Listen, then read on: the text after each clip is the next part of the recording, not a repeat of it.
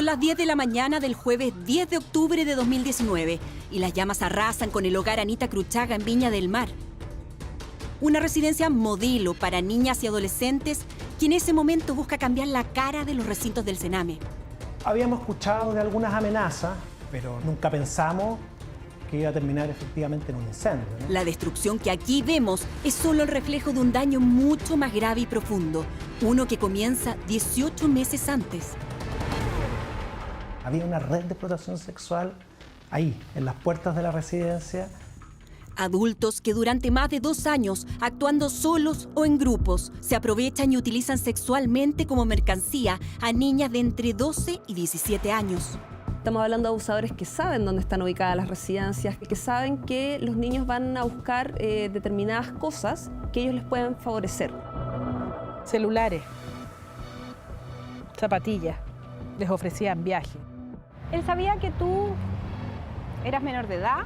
Sí, ¿Que habías sufrido graves vulneraciones? sí.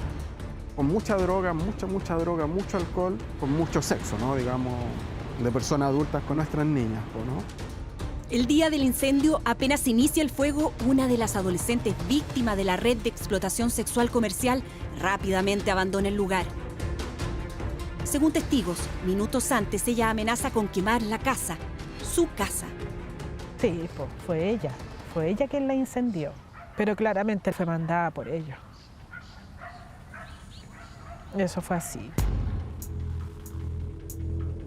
Investigamos el fenómeno de las redes de explotación sexual comercial que acechan a niñas y adolescentes bajo el cuidado del Estado. Realidad que se repite, según reconoce la autoridad de Arica a Punta Arenas, un delito invisible, mal tipificado en nuestro Código Penal, que aún habla de prostitución infantil, apuntando con el dedo a las víctimas y dificultando su persecución y condena. Aquí, en la región de Valparaíso, reconstruimos la historia del hogar Anita Cruchaga, la de sus niñas, la de sus presuntos explotadores y la de un sistema completo que falla y no responde oportunamente.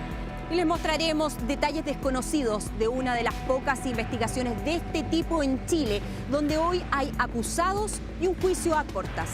Aquí comienza Informe Especial.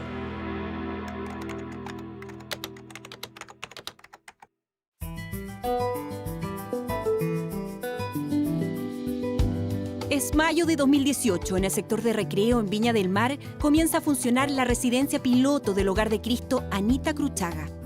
Y era una casa más preciosa, puesta al servicio de las adolescentes, de las niñas. En su proyección y construcción se cuida cada detalle. Su objetivo es armar un ambiente familiar para solo 10 niñas, con espacios comunes amplios y acogedores, cocina americana de libre acceso, habitaciones que podían ser decoradas a gusto por ellas. Yo decía que era una casa de niñas cuicas, que teníamos pedazos de plasma, un equipo de música, que teníamos calefacción en las piezas, una cama hermosa.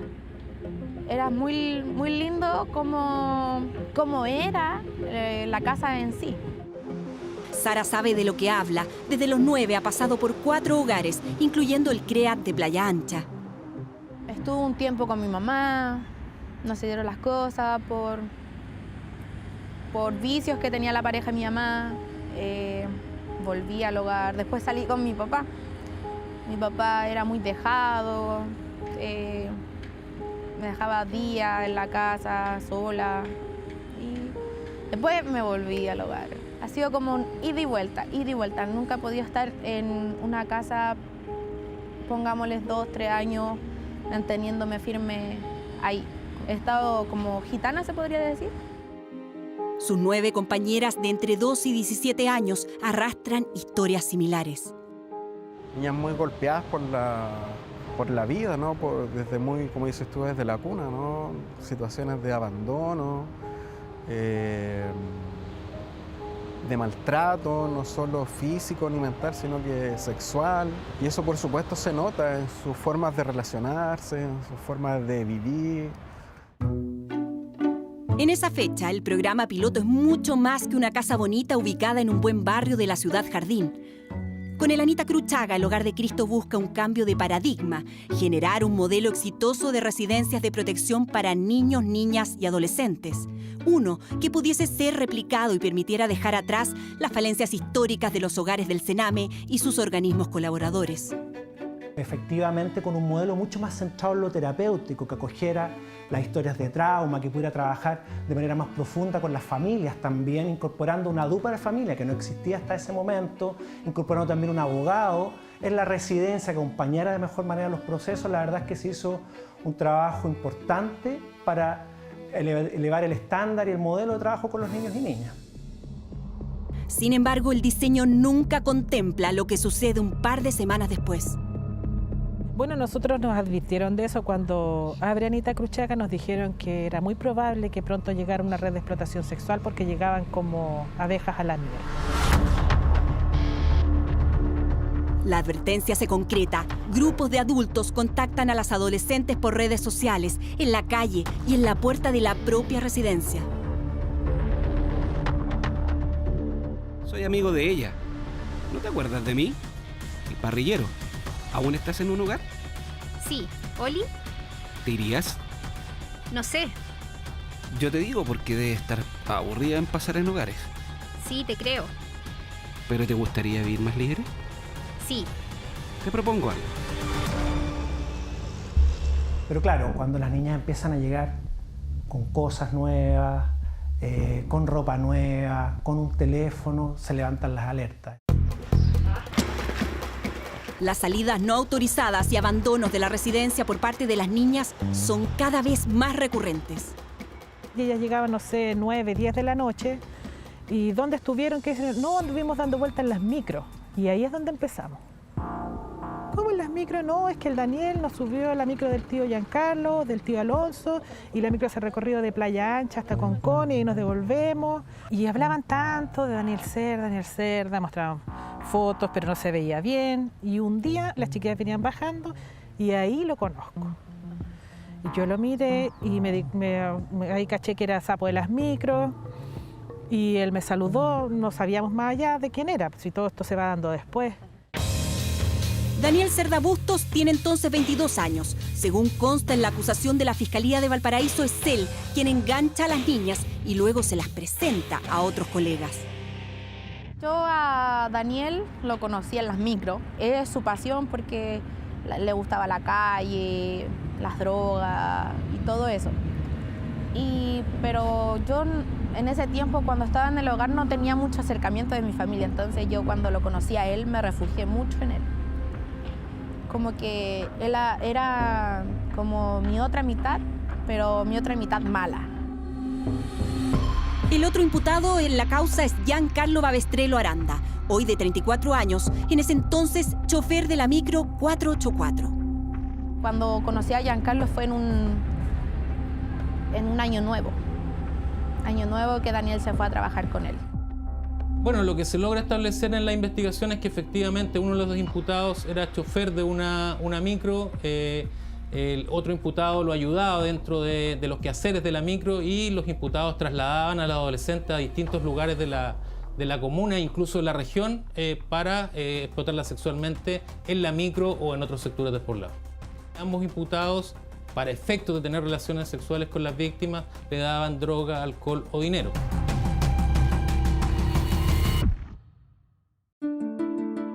En un informe se establece que cuando Sara conoce a Daniel, se encuentra en un contexto de suma vulnerabilidad psicosocial, habiendo egresado recientemente de una hospitalización psiquiátrica por intento de suicidio.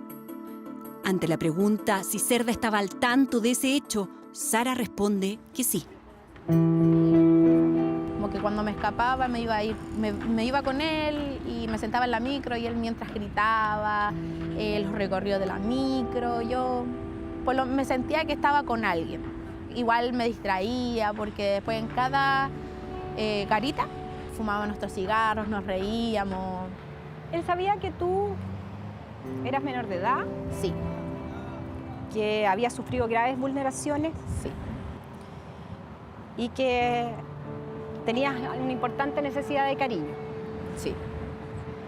¿Sientes que en algún minuto se aprovechó de eso? Al principio no lo vi así. Ellos estaban embobados. ¿Cuántos años tenías tú? Tenía 16 cuando lo conocí. Hay un grave desamparo por parte de las víctimas y los imputados se aprovecharon de ese desamparo por varias cosas. Primero que nada, ellos tenían pleno conocimiento de que las víctimas vivían en residencias Sename, de que las víctimas no tenían un apoyo familiar y finalmente que habían sufrido graves vulneraciones a sus derechos en su infancia o en su adolescencia. La explotación sexual comercial de niños, niñas y adolescentes es una de las formas más atroces de abuso de poder por parte de un adulto, una especie de esclavitud moderna, donde un adulto utiliza a menores de 18 años con propósitos sexuales a cambio de dinero, especies, favores o protección. Nuestra propia legislación vigente en el Código Penal no habla de explotación sexual comercial de niños, niñas y adolescentes, sino que utiliza el concepto de prostitución infantil.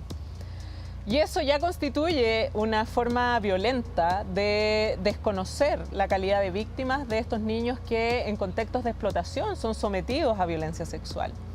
No es prostitución infantil porque ningún niño puede decidir voluntariamente someterse a una situación de explotación.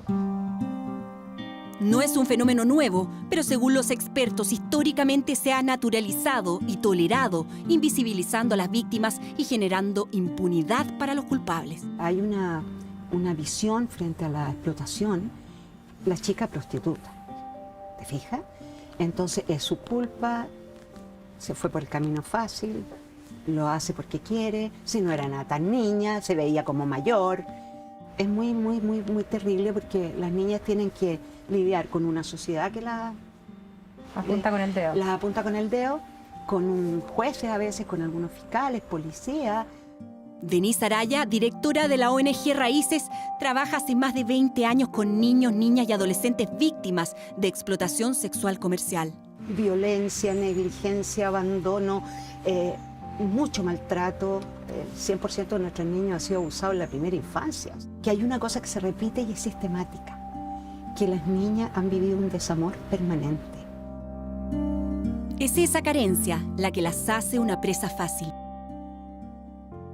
El 74% de las niñas decía que, que ellas entraron, no podíamos comprobar, que entraron por seducción, por manipulación afectiva. No es que las trajeron así, ¿me entiendes? Amarradas, porque los jueces muchas veces esperan eso. Desde el programa Mi Abogado, dependiente del Ministerio de Justicia y a cargo de la representación jurídica de cerca de 9.000 niños, niñas y adolescentes bajo la protección del Estado, aseguran que en su experiencia hay un perfil que se repite. Estamos hablando de abusadores que saben dónde están ubicadas las residencias, que saben más o menos de los circuitos de calle y que saben que los niños van a buscar determinadas cosas que ellos les puedan favorecer. Hemos encontrado varias redes que tienen que ver con transporte público, ya con microbuseros, con colectiveros, y tiene mucho que ver con los abandonos de sistema de las residencias que hacen los niños, niñas y adolescentes. Entonces, para trasladarlos, exigen favores sexuales.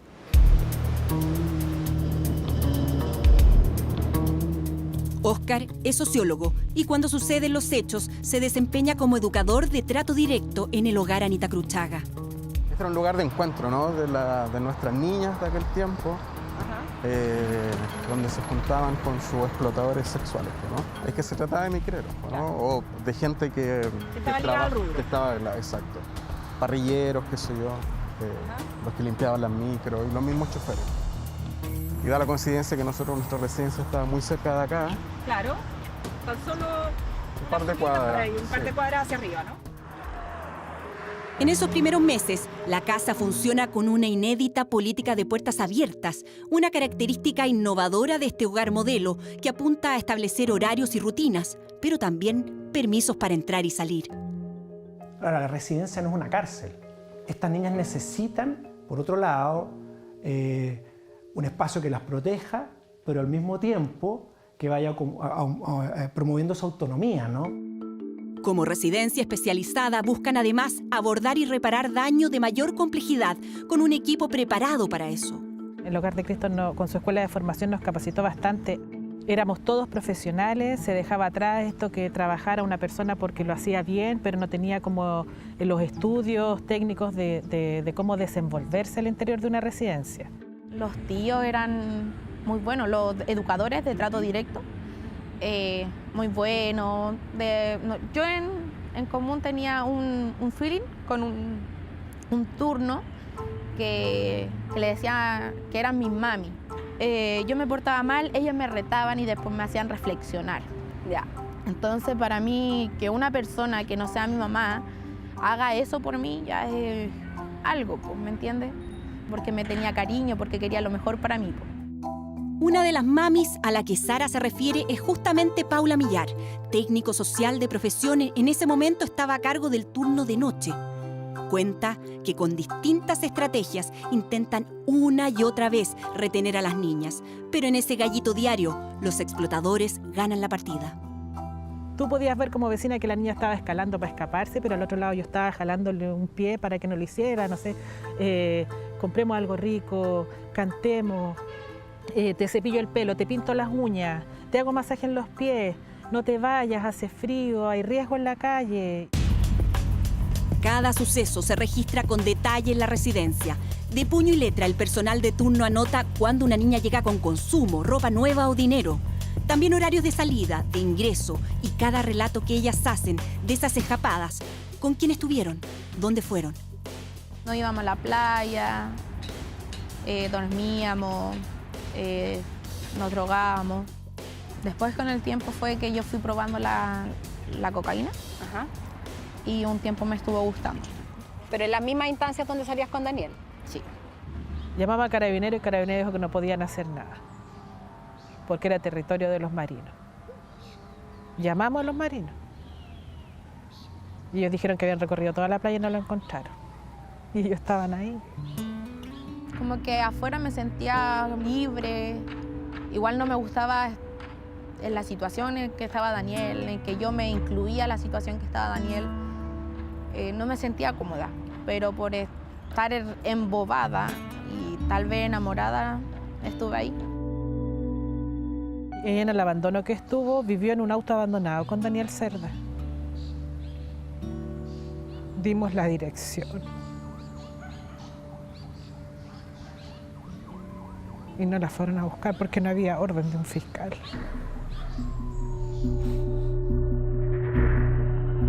Pero no es solo Sara. Sus compañeras se escapan y reúnen continuamente con adultos que las contactan. Le preguntamos a los carabineros si nos podían ayudar en eso. ¿Y sabes qué nos respondieron? Que para qué. Si ellos se le iban a llevar ese día y después se iba a volver a arrancar. Niña dice que pasó la noche con un amigo llamado Rodrigo, joven mayor de edad de 26 años. Sale sin autorización por el techo. Al realizar encuadre, adolescente refiere que irá a un motel con hombre de 23 años. A partir de julio de 2018, la residencia solicita a los tribunales de familia cautelares de prohibición de acercamiento en contra de 6 individuos, entre ellos Daniel Cerda. También inician la coordinación con el Sename Regional, Carabineros y la PDI para hacer efectivas dichas medidas y evitar nuevas vulneraciones. Las puertas del hogar Anita Cruchaga se cierran con llave. No son niñas que lleguen pidiendo auxilio. Estoy siendo explotada, al contrario. Más bien estas niñas lo significan como algo positivo. Algún adulto que les está prestando atención, que les está dando cosas, que eventualmente les entrega algún cariño, las escucha un rato. Entonces, para ella, en un primer instante, incluso esto de cerrar las puertas, de ponernos más restrictivos con ella, les causa profundo malestar. La frustración del equipo también aumenta. Advierten que además de la red de explotación relacionada con micreros y parrilleros, hay otros adultos acechando la residencia. Uno de estos nuevos grupos arrienda temporalmente una casa a solo 2 cuadras del hogar. Porque se trata de otra red, ¿no? Son otras personas con mucha droga, mucha droga, mucho alcohol y suponemos que también con mucho sexo, ¿no? Digamos, de personas adultas con estas niñas que eran nuestras niñas, ¿no? Lo saben porque ellas así lo relatan, pero también por las imágenes captadas por un vecino desde su patio. De que las chiquillas están bailando semidesnudas y habían viejos terneados, po. O sea, no era una red de explotación rasca. Claramente no lo era. pero ahí quedó. Cuando fuimos a buscarla, efectivamente las chiquillas estaban en súper mal estado, muy drogadas, en muy malas condiciones. ¿Cómo te podéis demorar un fiscal en dar una orden? Yo no entiendo qué pasa ahí. 5 días permanecieron ahí. Poco tiempo después, otros adultos no identificados trasladan a una de las niñas hasta Quilpué, donde habría sido víctima de una violación grupal. Mami dijo, yo estaba en la playa, dijo, y bueno, dijo, como usted sabe que a mí me gusta fumarme mis cañitos, dijo, había unos gallos y estaban fumando, y le dije, dame una fumada, y me acerqué a ellos, y me convidaron una fumada, dijo, y de repente me viene un auto blanco. Y ¿sabe qué, tía? Dijo, desperté ahora en la mañana con un dolor, dijo, acá abajo, dijo, y estaba en Quilpué, dijo. Pero ¿sabe, tía? Dijo que era una casa a la raja, dijo. Lujosa, grande, una tremenda piscina. Yo conté a los gallos, eran como 8, dijo.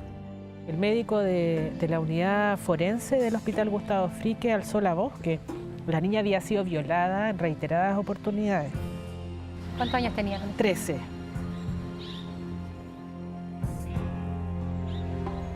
Vivió una vida de mierda.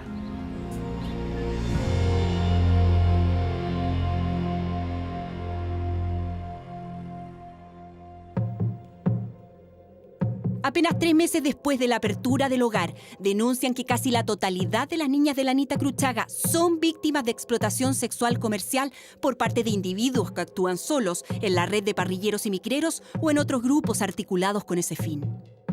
Y la verdad es que todo el trabajo que se hacía ahí, se iba al tacho de la basura, porque finalmente no solo estaba la red de explotación, sino que además los que tenían que responder no respondían.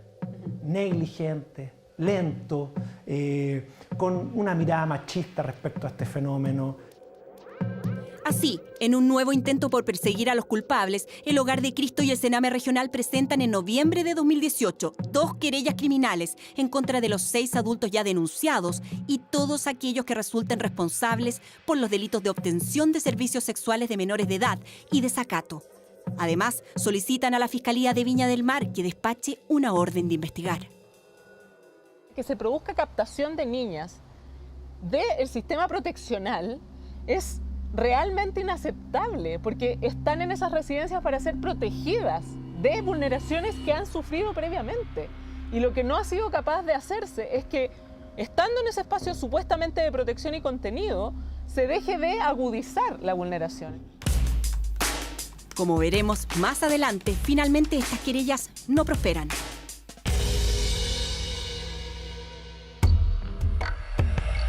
Es julio de 2021. Nos dirigimos a una pequeña localidad al interior de la Quinta Región. Buscamos a Laura. Según se establecen los antecedentes del caso, ella es una de las 6 víctimas de la red de explotación sexual comercial de micreros y parrilleros que operó en las puertas de la residencia Anita Cruchaga.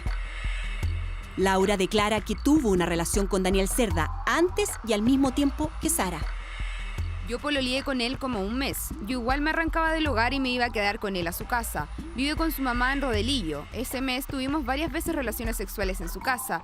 Fueron consentidas. Después de un mes me contaron que Daniel me había engañado con otra niña del hogar. Por eso yo corté mis relaciones con él. Nos cuenta que apenas llegaba una niña a la residencia, Daniel Cerda la contactaba por Facebook o WhatsApp. Te decía, no, si llega una cabra nueva. Y a veces lo sacaban fotos cuando nosotros ni sabíamos y se lo enviaban.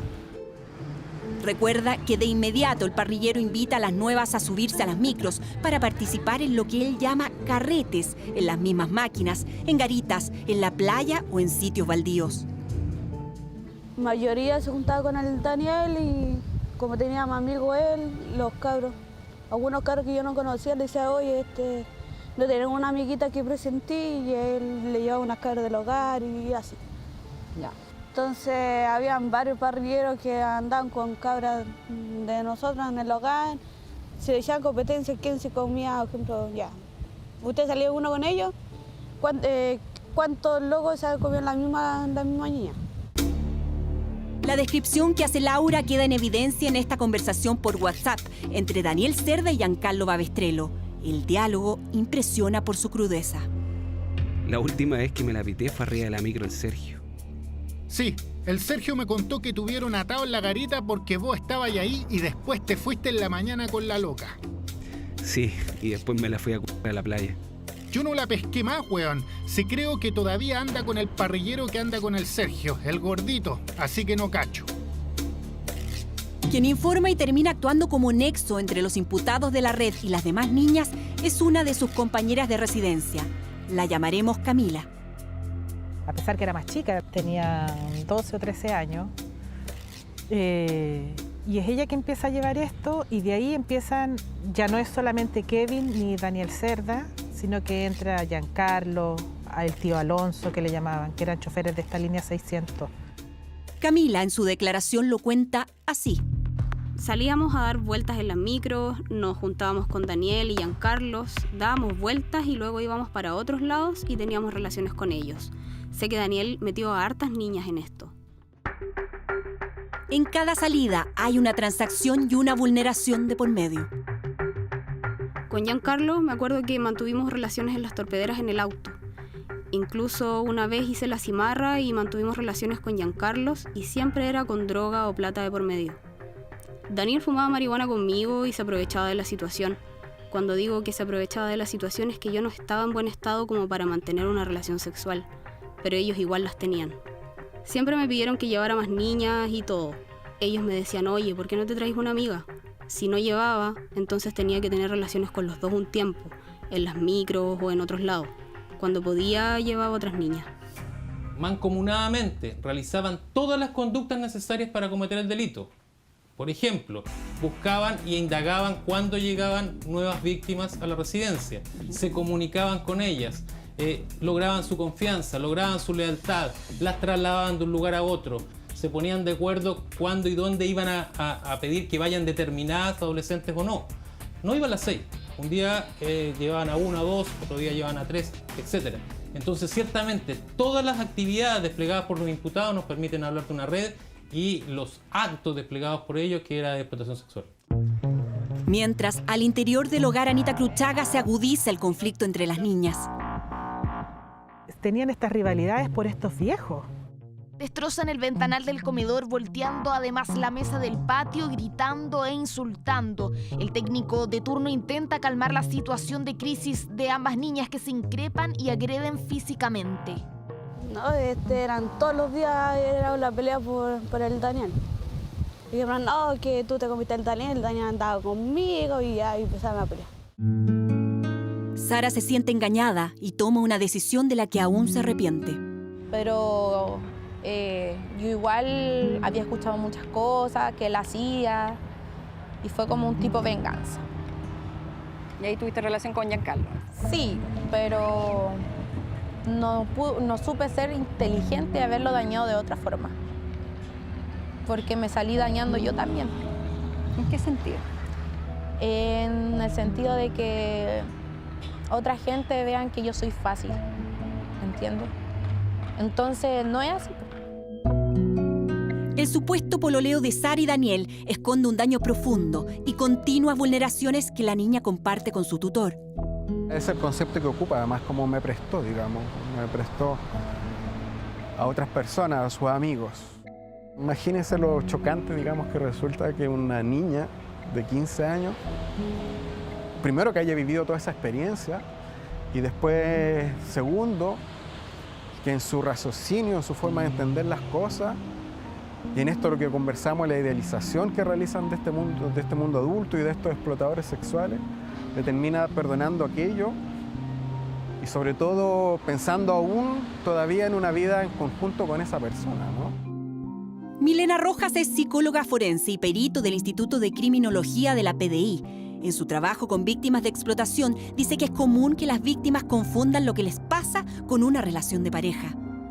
Finalmente, las víctimas terminan teniendo algún tipo de vinculación afectiva con el agresor y eso confunde aún más la relación y eso invisibiliza aún más su condición de víctima y por supuesto hace que sea aún más difícil que quiera participar y culpar, digamos, al agresor.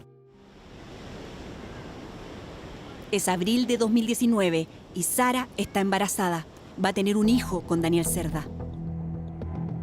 Pasan los meses y las niñas de la residencia Anita Cruchaga siguen siendo víctimas de explotación sexual comercial.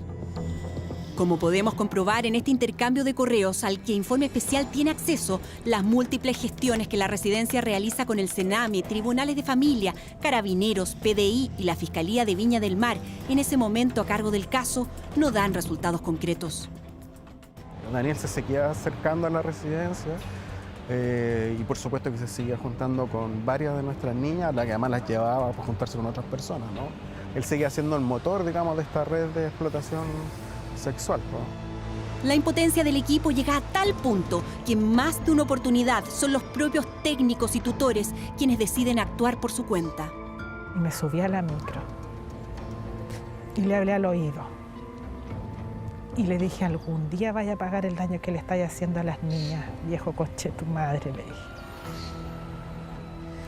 Y yo le digo, vamos. Y ella sí, pero así. Se bajó conmigo, la bajé, se fue, caminó sola. Llegó como a la hora después a la residencia y me abrazaba.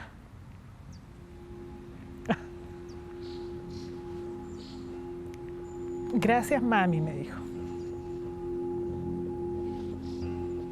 No me importaba.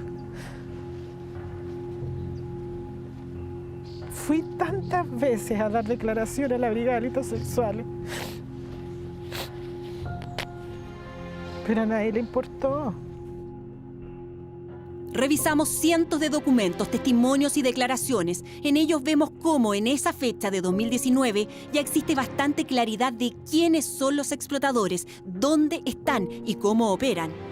Nos preguntamos entonces por qué no se logra en ese momento desarticular una red que funciona a vista y paciencia de todo el mundo.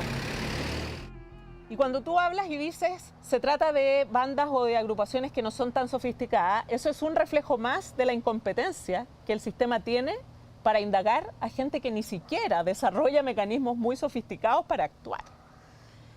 Y surge la legítima pregunta, ¿esto en realidad es falta de competencia o lisa y llanamente es desidia fundada en el prejuicio de que en realidad quieren? Y yo creo que estamos en un tránsito en que esta opción no es posible descartar. Y eso es lo más grave. ¿Cómo es posible que los tipos están parados ahí esperando a las niñas para llevárselas allá y no pudieran seguirlo? No. Eso es, o estáis coludidos con los tipos, o eres un corrupto flojo, que no haces tu pega. Si hubiesen pillado a las niñas en flagrancia, si no tenían por dónde escapar. O si hubiesen puesto un carabinero o un detective en la esquina. Responden a las críticas y a nuestras preguntas quienes están a cargo de la investigación en esa primera etapa. Nosotros como Brigada de Delitos Sexuales tomamos conocimiento que existía una posible causa relacionada con facilitación a la prostitución al interior de un hogar Sename en particular. Había la sospecha de que ocurría y a lo largo de la investigación se fue determinando y acotando quiénes realmente eran los posibles autores. ¿Por qué no se logra detener antes la acción de estos adultos con menores que están bajo la protección del Estado? Simplemente porque en la primera instancia nunca hubo colaboración de las adolescentes y necesariamente en este tipo de delito uno tiene que comenzar a constituir prueba como con cosas más accesorias. No tenemos una víctima denunciando un delito, porque esa víctima no se siente víctima. Por sus historias de trauma y abuso, muchas veces las niñas tienden a pensar que ellas son tan responsables como sus explotadores. Pero igual no hay que echarle mucha culpa a ellos. ¿Por qué no? Cuenta. Porque si uno quiere, como se llama, andar leseando, son de dos, no de uno solo. ¿Aunque sea menor de edad? Sí, porque las niñas que estaban ahí les gustaba andar leseando, les gustaban los mayores, que nadie la obligaba. Si ellas querían, lo hacían, si era el gusto de uno. En que da lo mismo si la niña dice yo quería o no quería. La niña siempre va a ser una víctima.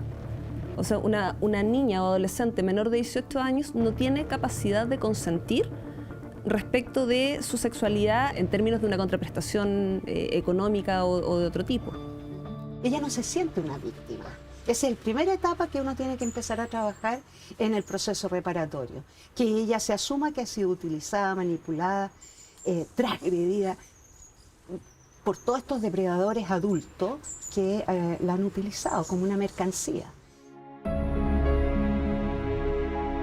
En Viña, luego de una capacitación con la ONG Raíces, el equipo de la Anita Cruchaga logra abordar con las niñas la situación de explotación de la cual son víctimas. Y empecé mostrándoles un video de lo que era la explotación sexual. Y ellas se empiezan a mirar.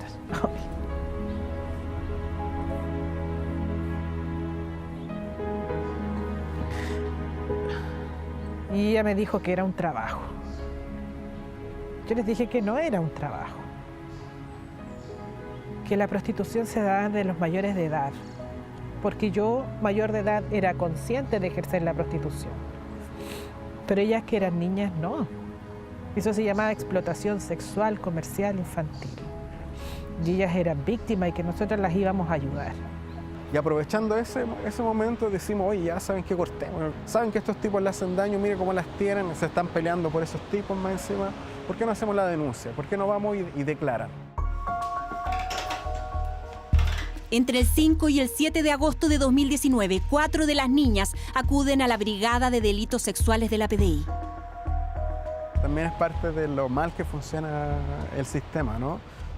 Costó mucho. Nos costó mucho convencer a las niñas, ¿no? Pero también tuvimos que convencer a la PDI que tomaran las declaraciones. La Brigada de Delitos Sexuales, qué horrible.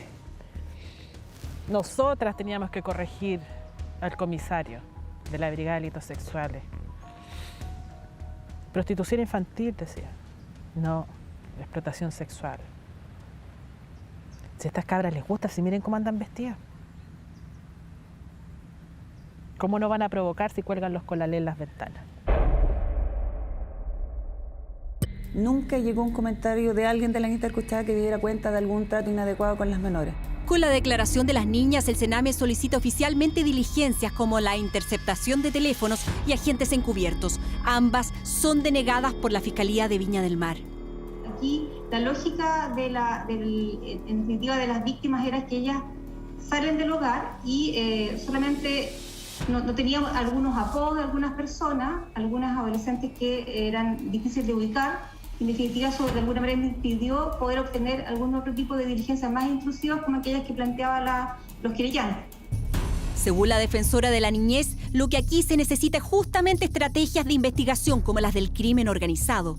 Y si tú sigues viéndolo como una sola causa, sin una mirada más global de lo que implica este fenómeno delictual, obviamente no estás usando técnicas de investigación que son necesarias, que permiten descubrir bandas delictuales, que permiten desarticular a quienes están generando estas redes de explotación y que producen captación de, como tú muy bien señalas, los más vulnerables. Apenas 2 días después de la denuncia que hacen las niñas en la PDI, la Residencia informa a la Fiscalía de Viña del Mar de una amenaza. Según el relato, Giancarlo Babestrello, Daniel Cerda y 3 hombres más suben a Camila y a una de sus compañeras a un auto.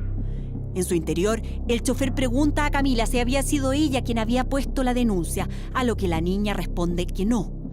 Alterado, Babestrello le habría dicho, cuchillo y pistola en mano, que si le estaba mintiendo, se las vería con él y que quemaría la residencia. Escucha, un día terrible, ¿no? Para nosotros, para las niñas.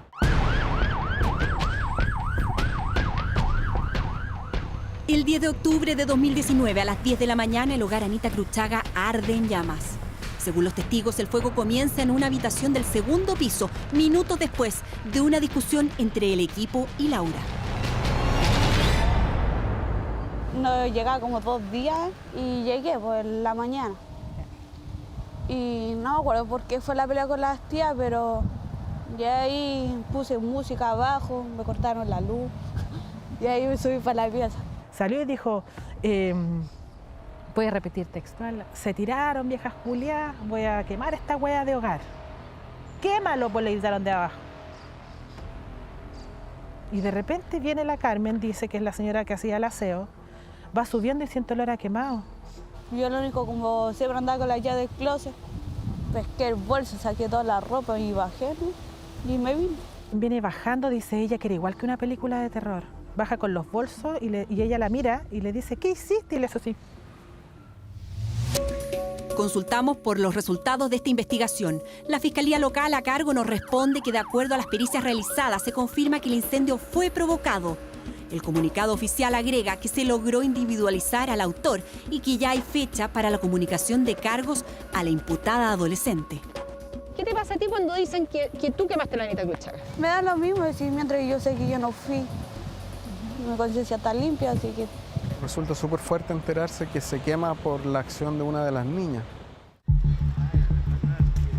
Los actores involucrados coinciden en que hay una relación directa entre la red de explotación sexual comercial y el fin de la Anita Cruchaga. Pero claramente fue mandada por ellos. Eso fue así. Yo no estaba, me enteré cuando estaba acá. Fue una pena. Yo creo que le hubiesen dado esa posibilidad a otras niñas que no tenían tanto estos problemas. Yo creo que ese hogar hubiese seguido existiendo. El incendio fue prácticamente una pérdida total y volver a levantar eso no había ni una posibilidad de recursos y además lo que ya estaba pasando ahí. Así que, nada, pues perdimos. Pero esta historia no termina aquí. Las niñas son trasladadas a otras residencias del Sename de la Quinta Región y se establece que a través de ellas la red de explotación sexual comercial de micreros y parrilleros sigue operando.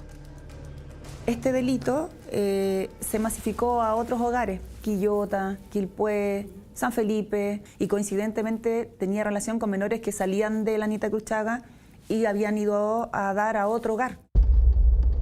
Emilia tiene entonces 12 años, lleva apenas un día en una residencia para niñas en Valparaíso cuando Daniel Cerda la contacta. Es que no te creo y me contaron que tú eres pedófilo. Es que es obvio que dirán eso si soy más grande de edad, porque se ve raro que una chica de su edad ande con alguien de una edad mía. Y usted que está en un hogar de menores, ante la ley es un crimen andar con una niña menor. Ya, no me importa, solo quiero saber si tú me quieres para puro c*** y listo. No es así. El intercambio de mensajes sube de tono. Cerda le envía fotos desnudo y le pide que ella haga lo mismo. Mijita, ¿estás bien, bebé? Mijita rica, sin ropa más rica aún. Al poco andar, el parrillero consigue su objetivo. ¿Quieres que pase algo o no? No sé, puede ser. Igual entiende que no he tenido nada hace rato y tengo un poco de miedo. Ya, pero mañana si es que pasa algo con protección, sí o sí. Sí, pues obvio, la entiendo, la respeto con eso. Si quiere, lleve protección. Ya. Al igual que en los casos anteriores, Emilia cree que lo de ellos es una relación amorosa. Con la expansión de la red de explotación sexual comercial el 2020, la fiscal regional de Valparaíso, Claudia Perivancic, decide crear un equipo especial y multidisciplinario para perseguir a los culpables. Así comienza la segunda etapa de esta investigación. Pidiéndole a un fiscal en particular, que en este caso es un fiscal de Valparaíso, Albert Mancilla, que asuma la investigación. Él tenía algunas de estas causas porque es un fiscal especializado en delitos sexuales y entonces va revisando estas otras investigaciones en las que existirían estos puntos en común, mismos hechos o mismas víctimas o eventuales mismos imputados. Asegura que por un tema de recursos y tiempos, decisiones como estas son excepcionales. Delitos porque son más graves o más complejos, o a veces casos en los que efectivamente ha pasado un tiempo importante y en los que no ha habido resolución. En poco más de un año de trabajo y en medio de las dificultades de la pandemia, la Fiscalía de Valparaíso logra reconstruir la historia de las niñas de la Anita Cruchaga. Se reunieron más de 100 declaraciones de testigos, de peritos, documentos y otros medios de prueba. Y sobre la base de esos antecedentes, seria y responsablemente, el Ministerio Público puede acusar a los dos imputados. El trabajo de la Unidad de Víctimas y Testigos de la Fiscalía fue clave para lograr los testimonios de 5 de las 6 niñas. Eso llama la atención porque hay situaciones de explotación sexual más aisladas de una víctima, pero acá fueron todas de una misma residencia.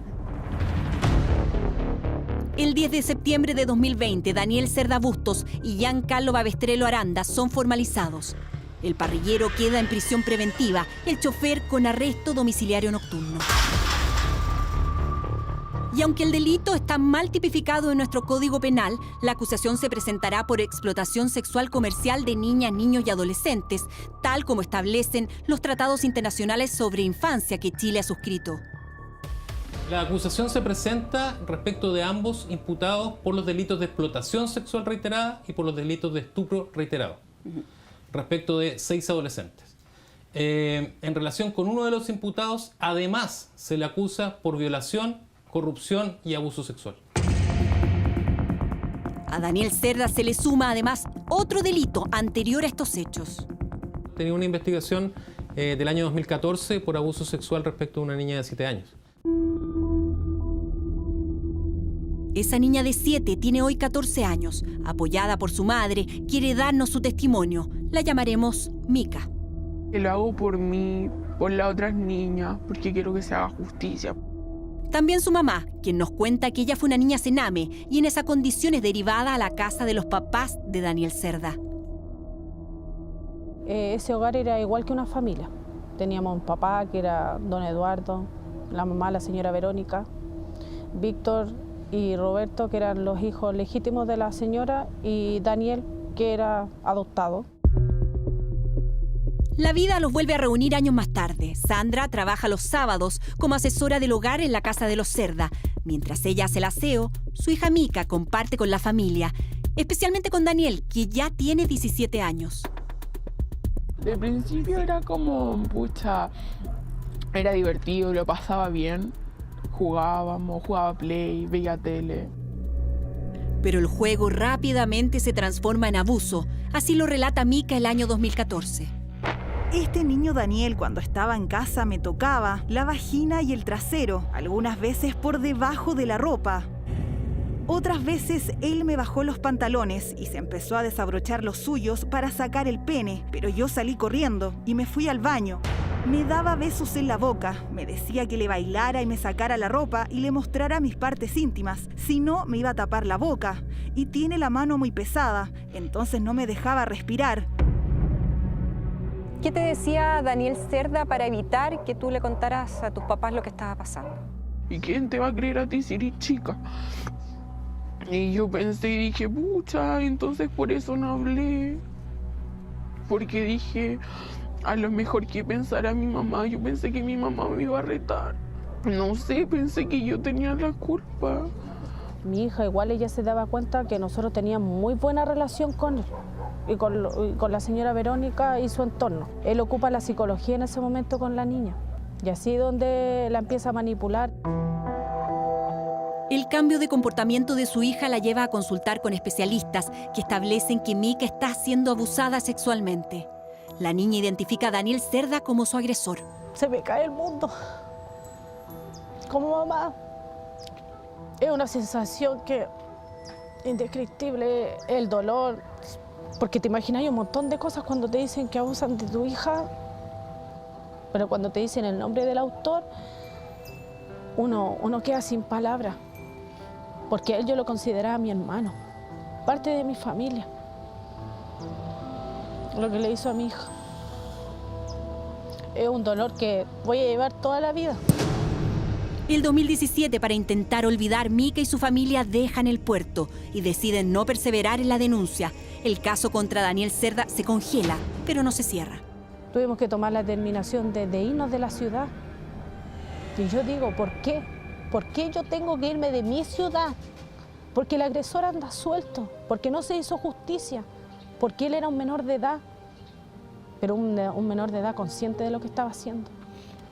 Él le destruyó su niñez, su adolescencia, su vida entera. Nadie le va a reponer los años a mi hija perdido. Nadie. Es muy difícil trasladarme en transporte público porque siento que todas las personas me pueden tocar. No puedo estar sola en la calle. No me ayuda. Porque me da miedo, porque yo siento que toda la gente me va a hacer daño. ¿Cómo te sentiste cuando te enteraste por nosotros de que Daniel Cerda estaba preso? Sentí como un peso que se me salió de encima. Me puse a llorar.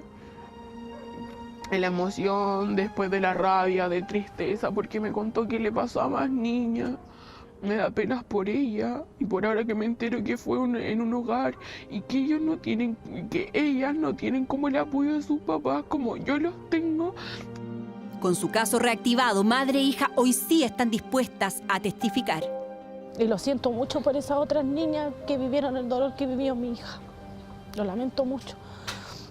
Pero si con esto sirve que se haga justicia, queremos llegar hasta las últimas consecuencias.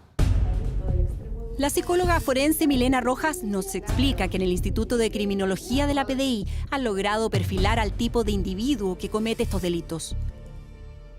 Los abusadores de niños, niñas y adolescentes, en su gran mayoría no tienen un diagnóstico de pedofilia. Son personas con un perfil abusivo y, si lo ponemos en términos coloquiales, son cobardes. Es una cobardía, porque finalmente estás teniendo acceso frente a un otro que no está en la misma condición de igualdad. Acá hay un desequilibrio de poder. Es un otro que no va a poder defenderse, que no va a poder poner límites frente a lo que tú le estás solicitando.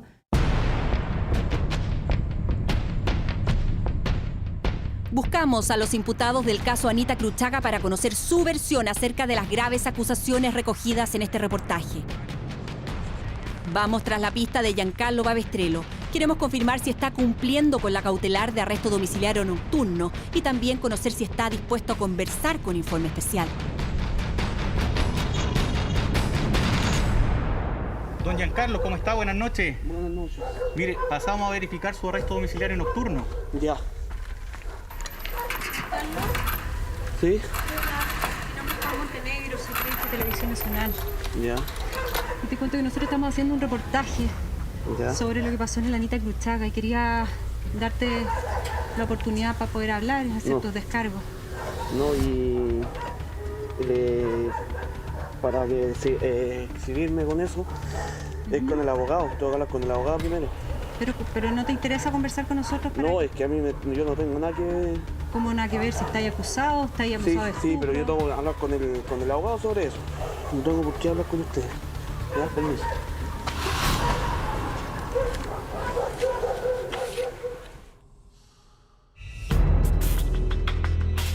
Tal como nos pide, consultamos con su abogado, quien nos responde que su representado no otorgará ningún tipo de entrevista.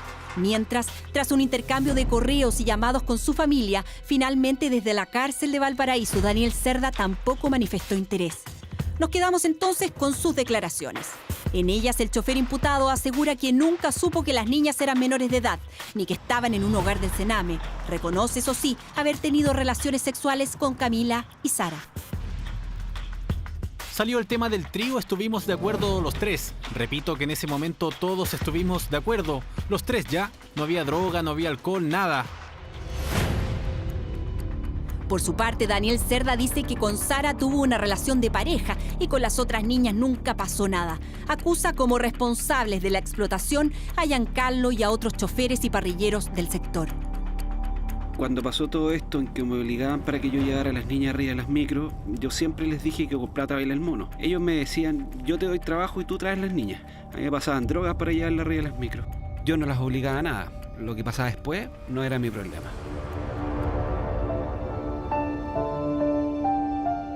Han pasado casi 2 años desde el fin de la residencia modelo Anita Cruchaga.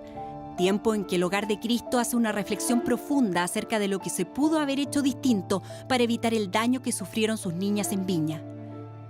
Pero también en Antofagasta, donde el 2020 debieron cerrar otro de sus hogares, producto de la acción de redes de explotación sexual comercial. ¿Qué mea culpa hace el Hogar de Cristo con respecto a lo que pasó en el Anita Cruchaga?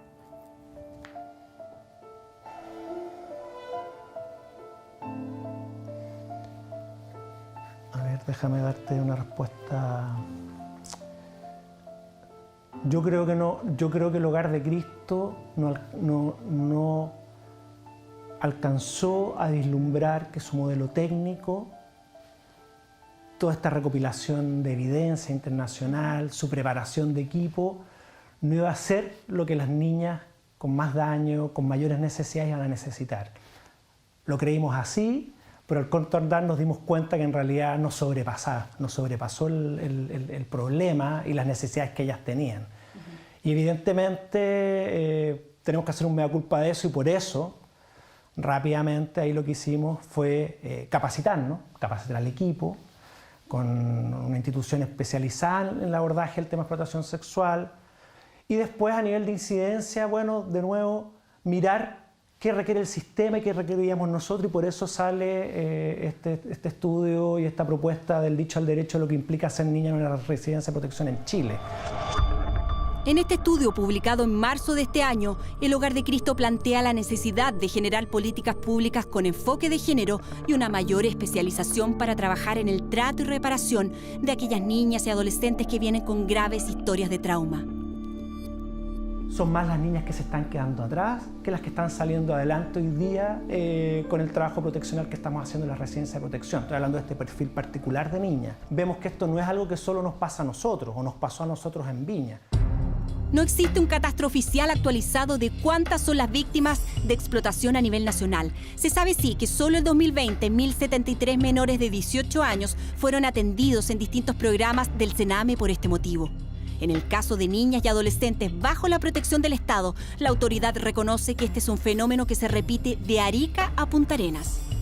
Pasa en varias partes de Chile, pasa sobre todo en las residencias, tanto administradas por el CENAME como también administradas por organismos colaboradores, y ahí no hay una distinción especial, digamos. Nosotros lo vimos cuando estábamos implementando la primera residencia familiar en Coyhaique, que dependía de CENAME, que cuando se estaba construyendo ya las redes empezaban a rondar el sector. Frente a la constatación de esta dolorosa realidad, existe consenso en la necesidad de un cambio de actitud de todos los actores que intervienen con estos niños, niñas y adolescentes. Quiero ser muy enfática en esto, que los niños están al cuidado del Estado, no están al cuidado del CENAME. Por lo tanto, por mucho que tengamos residencias con modelos maravillosos, si todo lo que está alrededor de la parte estatal no cumple, las niñas finalmente nunca van a tener la posibilidad de tener una verdadera reparación, restitución y protección de sus derechos. Hay algunas acciones recientes que apuntan en esa dirección. En junio, el gobierno presenta un proyecto de ley que finalmente tipifica este delito como lo que realmente es. La iniciativa busca, entre otras modificaciones, erradicar del Código Penal el término prostitución infantil y cambiarlo por el de explotación sexual de una persona menor de 18 años.